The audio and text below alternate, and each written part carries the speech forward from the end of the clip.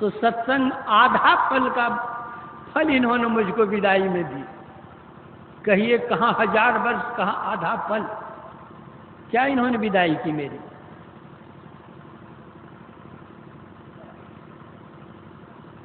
विश्वामित्र बोले तो नहीं, लेकिन मन ही मन उन्होंने सोचा।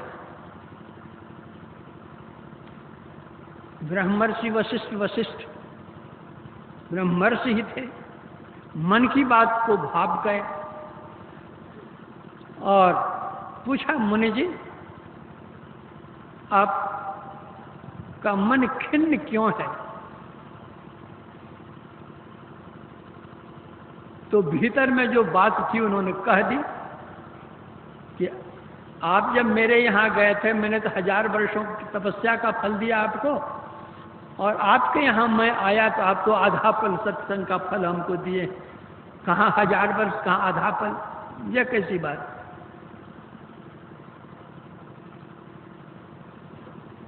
वशिष्ठ जी ने कहा कि मुनि जी, ऐसा लगता है आप सत्संग की महिमा नहीं जानते हैं। मैंने क्या दिया आपको, उसका मूल्यांकन आप नहीं कर सकते। जो किसी व्यक्ति विशेष के यहाँ हम लोग चलें, वे बतलाएंगे। तो दोनों मिलकर गए ब्रह्मा जी के पास और अपनी बात उन्होंने रखी। ब्रह्मा जी ने कहा कि मुझे सृष्टि करने से ही अवकाश नहीं है, मेरे पास समय कहाँ कि आप दोनों की बात मैं सुनूं और फिर न्याय करूं। आप विष्णु भगवान के पास चले जाइए। तो दोनों मिलकर गए विष्णु भगवान के पास।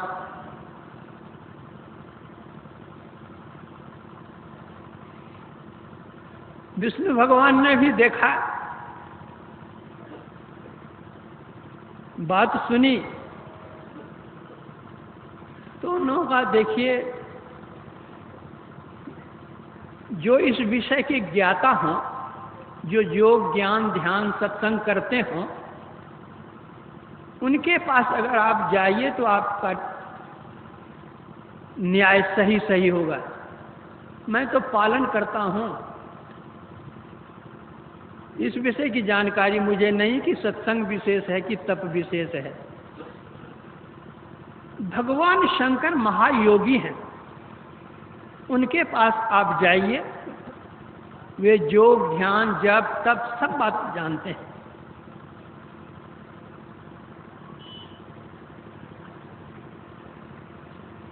दोनों के दोनों चले आए भगवान शंकर के पास।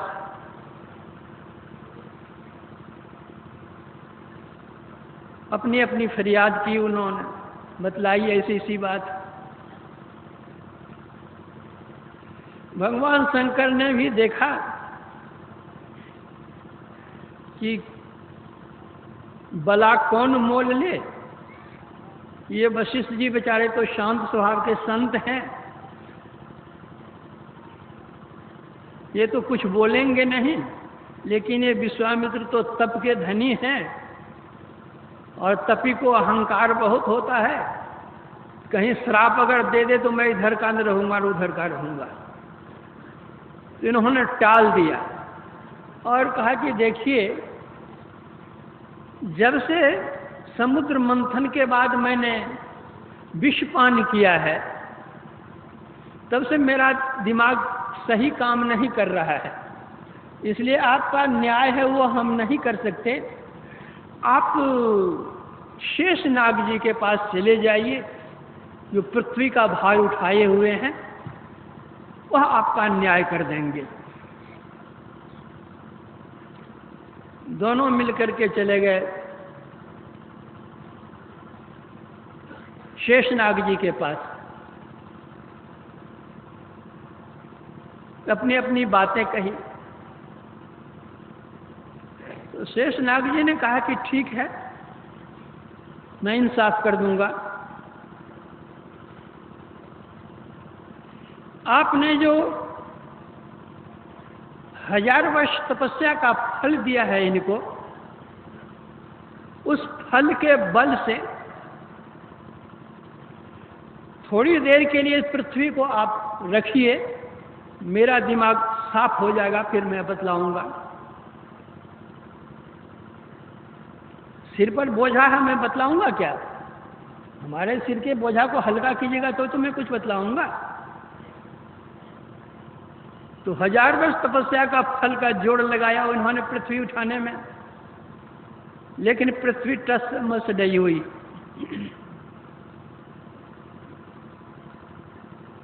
ब्रह्मर्षि वशिष्ठ जी से कहा कि आपने जो आधा फल सत्संग का फल दिया है, उस बल से उठाइए पृथ्वी को, फिर मैं इंसाफ करूंगा। तो उस आधा फल सत्संग के फल को उसमें उन्होंने लगाया, पृथ्वी अधर में आकर लटक गई, शेषनाग जी का सिर हल्का हो गया। विश्वामित्र ने कहा कि अब तो सिर हल्का हुआ, अब कहिए आप कौन विशेष है?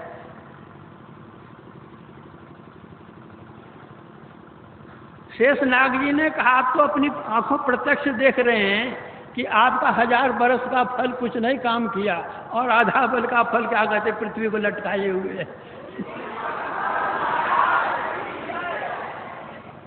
तो कौन विशेष कौन कम से समझ लीजिए। तो यह सत्संग क्या है?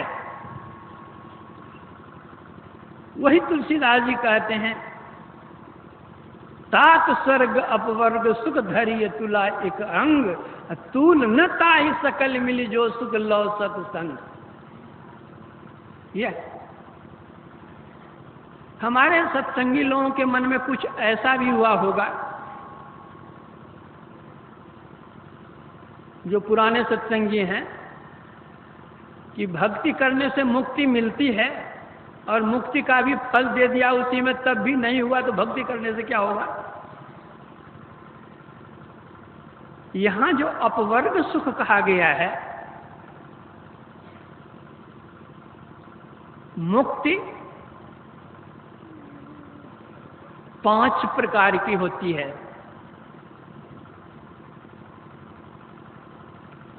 सालोक्य मुक्ति, सारूप्य मुक्ति, सामीप्य मुक्ति और सायुज्य मुक्ति, और एक है कैवल्य मुक्ति। यहां जिस मुक्ति के लिए कहा गया है, मुक्ति फल के लिए, वहां इन 4 मुक्तियों के लिए कहा गया है। और ये चारों मुक्ति जो मिलती है, शरीर छूटने के बाद मिलती है, और 5वीं मुक्ति जो है वह जीवन काल में ही मिलती है। इन 4 प्रकार की मुक्तियों का इसके साथ, कैवल्य मुक्ति के साथ मेल नहीं मिलाया गया है। यहां बतलाया गया है कि पिंड पातेन जा मुक्ति सा मुक्तिर न तुम मन्यते। शरीर छूटने के बाद जो मुक्ति मिलती है, वास्तव में वह मुक्ति नहीं है। जैसे शरीर छूटा, जिस देव की या जिस इष्ट की हम उपासना करते हैं, उस लोक में जाकर के हम रह गए, यह सालोक्य मुक्ति है। जैसे राम रावण के युद्ध में जितने राक्षस भगवान राम के हाथ से मारे गए थे, सबके सब वैकुंठ चले गए, मुक्ति मिल गई यहां से। तो वैकुंठ का कितना बड़ा स्थान है, कहीं जाकर के वे लोग रह गए।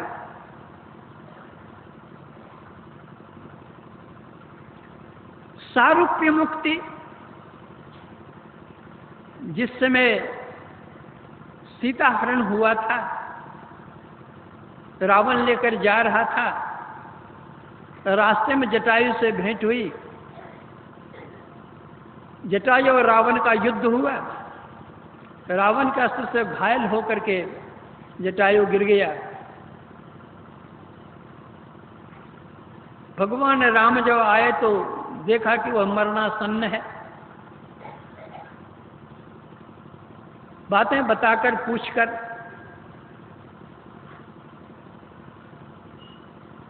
उनको भी बैकुंठ भेज दिया, मुक्ति धाम भेज दिया और कह दिया कि सीता हरण तात जन कहु पिता सन जाए, जो मैं राम तो खुद सहित कहीं दसानन जाए।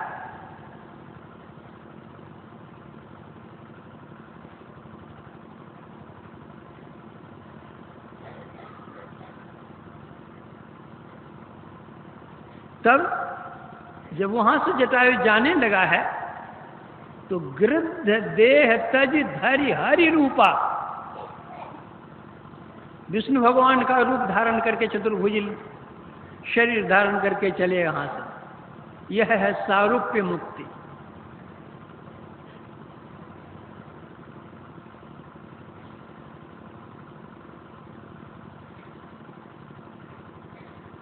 सामीप्य मुक्ति, जहां पर हमारे इष्ट हैं उनके निकट हम भी हैं, उनका भी शरीर है, हमारा भी शरीर है, शरीर छूटा नहीं है। यह है सामीप्य मुक्ति। विष्णु भगवान के दरबार में ही जय और विजय रहता था। जिसको श्राप दिया गया था तो वही रावण और कंस हुआ था।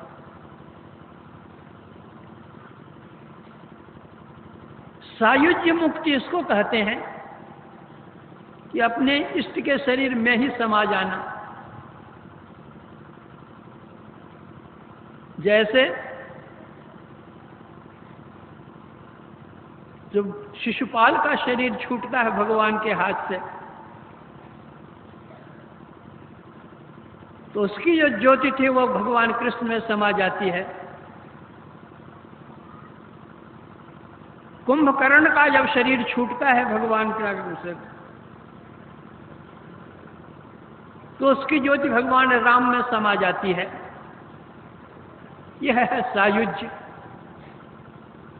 तो इन 4 प्रकार की मुक्तियों में शरीर रहता ही है,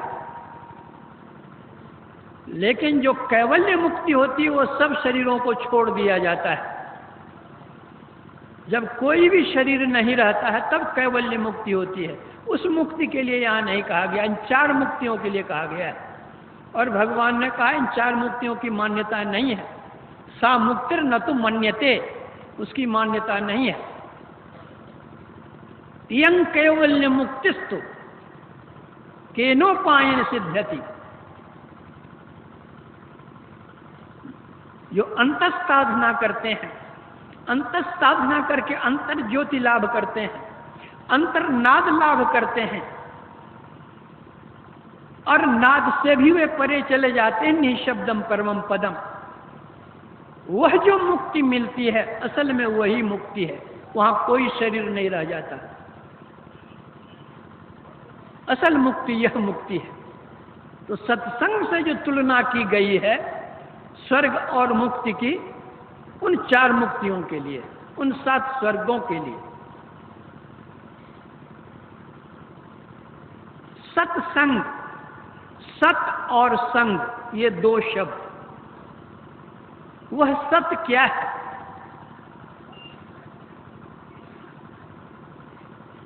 सत स्वरूप सर्वेश्वर परमात्मा है, उसी का अभिन्न अंश जीवात्मा है। यह सत है।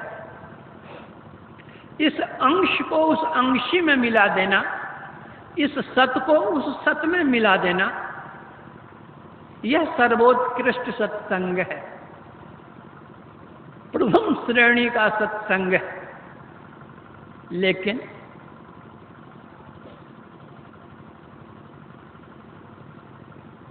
उसके पूर्व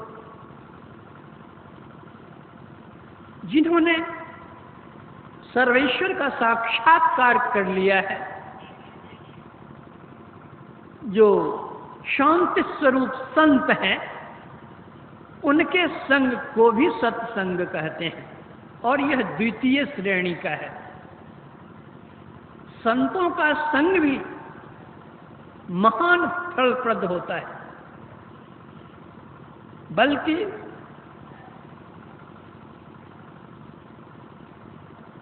संत कबीर साहब कहते हैं, परम पुरुष की आरसी संतों की ही देह, लखा जो चाहे अलख को इन्हीं में लख ले। जिस तरह से आईने में हम लोग अपना चेहरा देखते हैं, तो संत कबीर साहब कहते हैं संतों का जो शरीर है वह परम पुरुष की आरसी है, आईना है। परम पुरुष को देखने का, अपने चेहरा को देखने का है आईना हमारे सामने में, उसी तरह परम पुरुष परमात्मा को देखने का जो आईना है वह संतों का शरीर है। संतों में देखो, संत कैसे होते हैं? केवल बाल बढ़ा लेने से या बाल मुड़ा लेने से या गैरिक वस्त्र धारण करने से या घर बार छोड़ देने से संत की यह परिभाषा नहीं है। संत किनको कहते हैं?